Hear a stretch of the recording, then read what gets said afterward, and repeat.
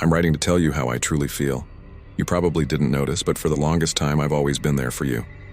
I want you to know what I've done, and I hope that by opening up to you like this, you'll hopefully feel the same way about me, and we can be happy together forever. I remember when we were both 13 and you first transferred to my school. As soon as you walked into the hallway, I thought you were the most beautiful girl in the world. When your tranquil blue eyes crossed mine, even though it was for a brief moment as you scanned the strange faces around, I wanted to be with you forever. I was heartbroken straight away, though, when you were paired off with some other guy to show you around the library. You didn't really notice me much. You were always with your group of friends, so different from mine. Who am I kidding? I never really had any friends. The one thing that got me through all those years of loneliness was watching you, admiring everything you did. The way you gracefully went through your day without fault simply left me in awe, day in and day out. As the years went by, you seemed pretty popular with both guys and girls. You were sought after by all the popular guys in the whole school, even by some of the older ones. But you shrugged them off. The girls loved how you looked after yourself. You always had your makeup and hair perfect, which made you admired but also hated. It's sad, but it's human nature to get jealous, and we are all guilty of this crime. What they ended up doing, however, was far out of line. I saw as they pushed you when the teachers weren't looking. They would shove you into any nearby hard object, which more often than not was the wall. When you stumbled and slammed into the wall, teachers would simply turn and say, "Watch where you're going, dear," and then go about their business, blissfully unaware of what actually happened. Witnessing it happen every other day burned me up inside. Seeing you endure this torment for being better than them was painful to watch every time it happened. I hoped it would die down, but it got worse. I saw when the bullies would knock your drink over when you weren't expecting it, just because the most popular guy asked you out.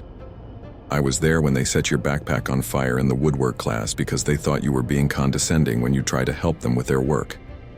And I caught a glimpse of that one time they actually threw you to the ground outside the school gates and kicked you, until you cried, simply because you tried to tell the teacher about what they were doing. After that incident, they followed you home. Usually they wouldn't do anything but yell abuse at you. The worst part was you'd never know when they'd snap and suddenly attack you when walking inches away from your back. It tore my heart apart to see the girl I loved feel so vulnerable. I wanted to fix it. What I knew was there were 3 main bullies that were consistent. I knew more, but they seemed to do it out of peer pressure. The main culprit was the narcissistic horror Bethany. Beth was simply jealous of everything about you. All the things I mentioned that made you great burned her up inside. She used to be the center of attention, and my gosh, did she love it. All the guys wanted to be with her and all the girls wanted to be her. The only difference is that she used it for her own personal gain and ultimately abused it. She slept with most of the guys who showered her in gifts or whose parents paid for everything. She only hung around with girls who she deemed lower than her, and she demeaned them so that they wouldn't be a threat to her superiority complex.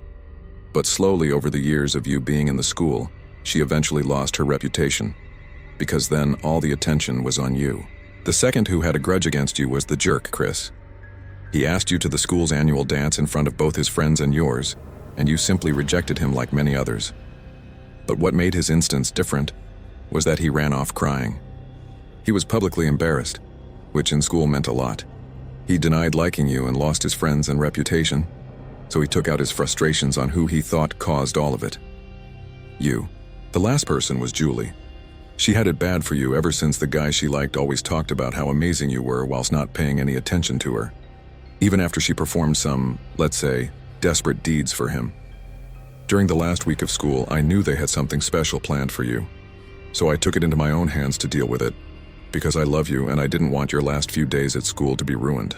The first person I convinced not to mess with you anymore was Chris. Now he was much stronger than me, being into all the school sports.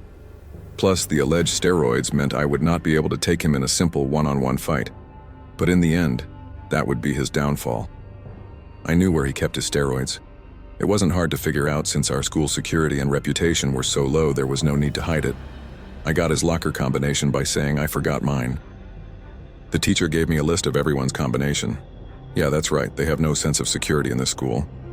I cracked open his locker with ease, leaving no trace of it ever being opened. I found the next shot he was going to use and squirted a little bit out, then pulled the plunger back out to where it was, leaving a considerable-sized air bubble. I figured Chris is no doctor, nor does he have any clue how everything works. He just injects himself, then trains in the school gym. I bought a pass for the gym and watched as I pretended to train. He eventually came into the gym with his friends. He was laughing hysterically. "Enjoy it while you can. It's not going to last long," was the thought that cropped up in my head. He went to his locker and not long later came out dressed up in his training attire with a determined look on his face. He was ready to start. He was fine for a while, but eventually slowed down. He had a puzzled look on his face as his body slowly gave up. And eventually the cardiac arrest set in and he was on the floor. People tried CPR, but there was no defibrillator around since it was a school full of teenagers. Who would expect a heart attack in a place like this? I smiled and walked out before the paramedics arrived. It was already too late for him. Working my way up the list, Julie was next. She was always jealous of the way every guy liked you. I silently slipped through her window without her noticing. I knew her parents were out, so if she made a noise, no one would immediately come to her aid. I pounced on her while she was sleeping, pinning her down. I tied her hands to the bedpost and then her legs. I pulled out several jars from my bag, each one almost black. Upon closer inspection, if you looked carefully at the gaps, you would see small movement. They were full of all the creepy crawlies one would typically find in the bottom of anyone's garden. I took my time filling these up with every insect I could find. I wanted her to understand all that pain you must have felt. All that time she was shouting abuse at you, hurting you, making you feel lower than you really are. I propped her mouth open with one of those plastic rings a dentist would use for a long procedure. I slowly poured each jar down her throat. Every time her screaming was muffled a little further by the buzzing and scuttling noises the bugs were making as they adjusted to their new home. Tears streamed down her face as I repeated how all of this was for you. A few jars in, I could feel the bugs in her stomach where I was sitting the whole time. By this time, she had pretty much passed out from the pain. When this happened, I'd wait, pour water on her face and slap her until she responded. For punishment, I'd take off the ring from her mouth and pour water down her throat, making her swallow the insects and causing them to go into a frenzy of panic. Eventually, during the 5th jar, the pain of all the insects burrowing into her internal organs plus all the internal bleeding caused her to pass away, but not peacefully, of course. I saved the worst until last.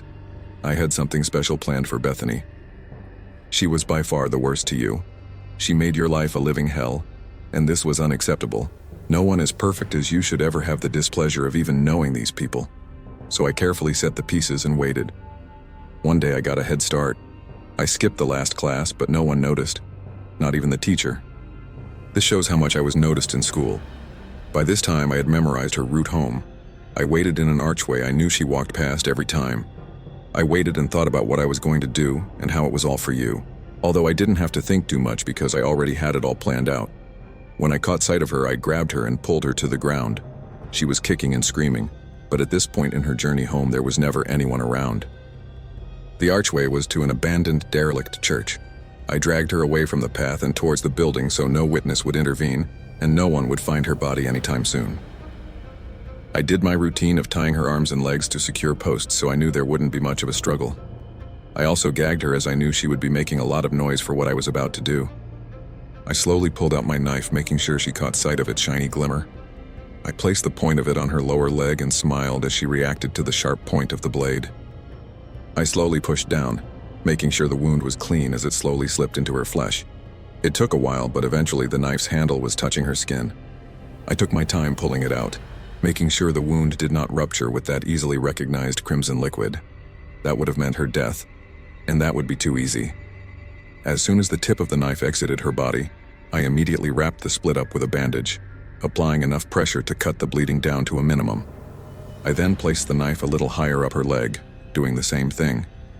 I stared into her eyes as she helplessly watched me do this over and over all over her body. After every stab, I would say a remark about how you didn't deserve what she did to you.